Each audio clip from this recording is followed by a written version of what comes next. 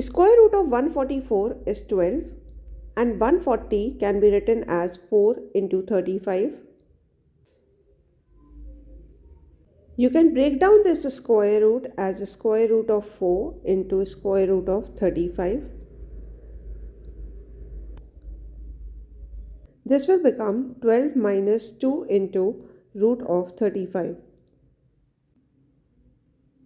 Square root of 35 can easily be written as square root of 5 into square root of 7, and 7 plus 5 is 12.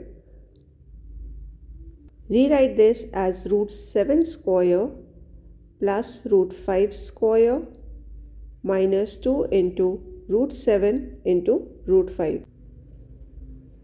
We have equation in the form of a square plus b square minus 2a into b, which will be equal to a minus b whole square.